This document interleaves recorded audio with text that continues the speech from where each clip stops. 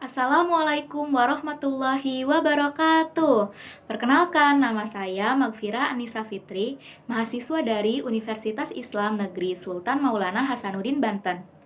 Nah, pada video kali ini saya akan sedikit menerangkan materi tentang desain kurikulum.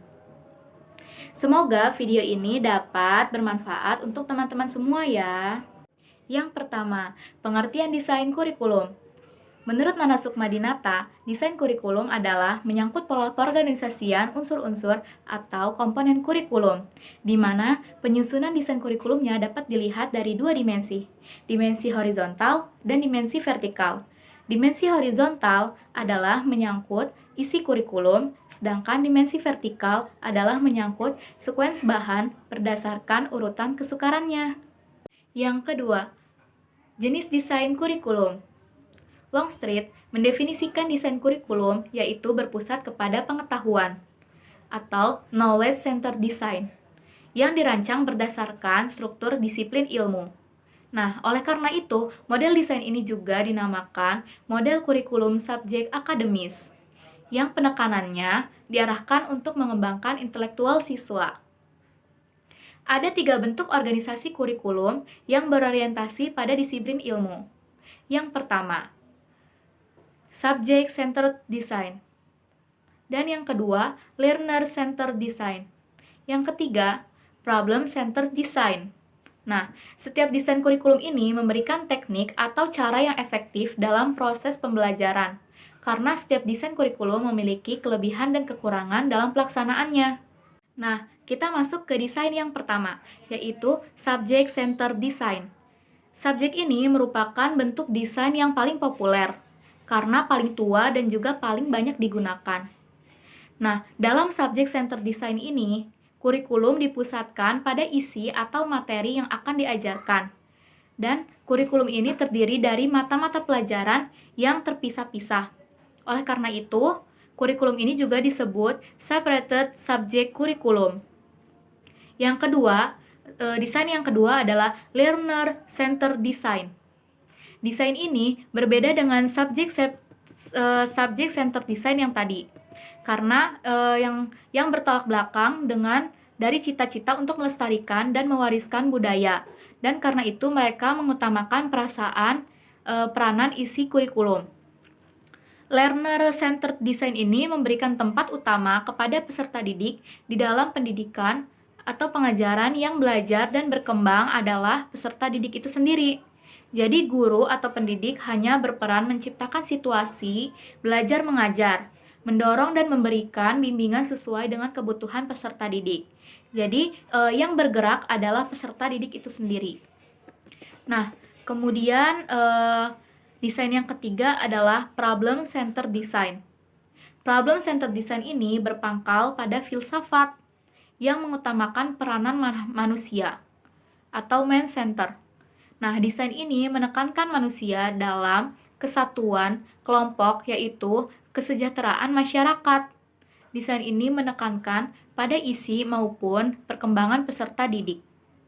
Jadi, kalau misalkan desain yang pertama, dia lebih menekankan kepada isi dan materinya. Sedangkan yang kedua, learner center design itu dia lebih menekankan kepada pengembangan peserta didik.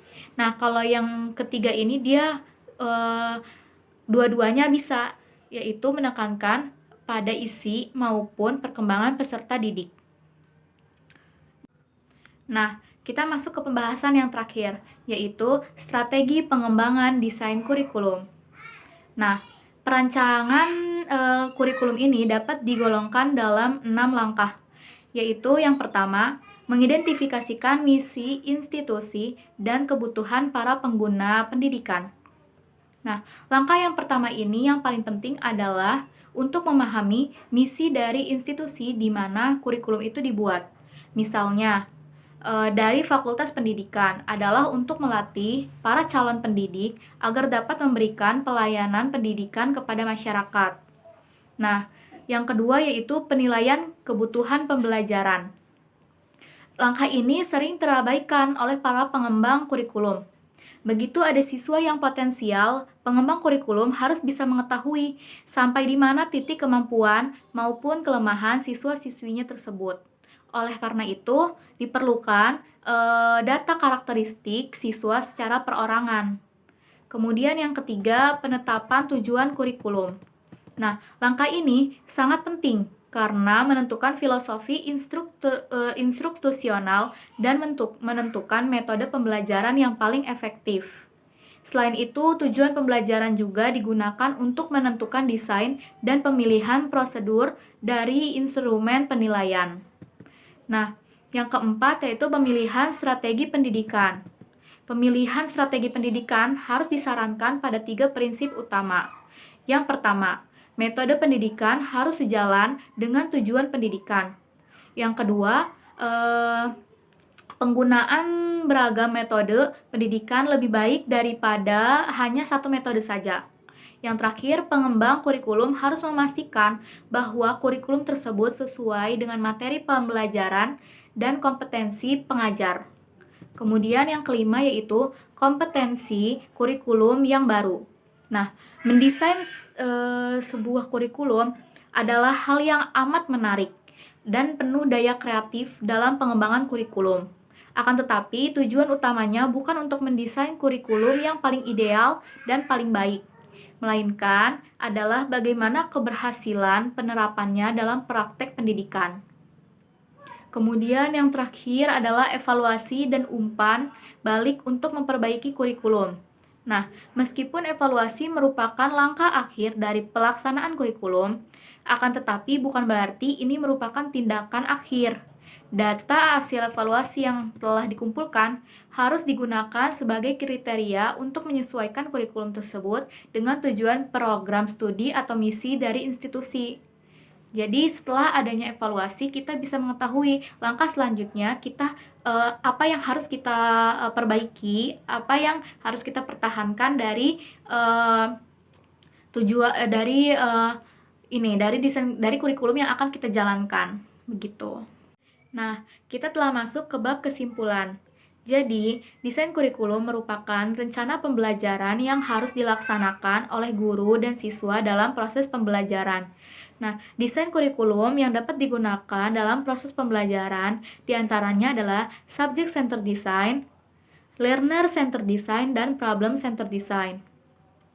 Di mana setiap desain pembelajaran ini dapat memberikan hasil yang efektif dan efisien. Tetapi tidak setiap desain kurikulum dapat dijadikan sebagai pedoman dalam melakukan pembelajaran, karena desain kurikulum pasti memiliki kelebihan dan kekurangannya masing-masing.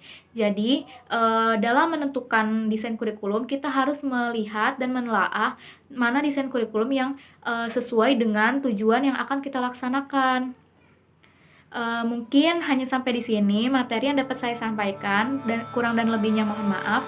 Wassalamualaikum warahmatullahi wabarakatuh.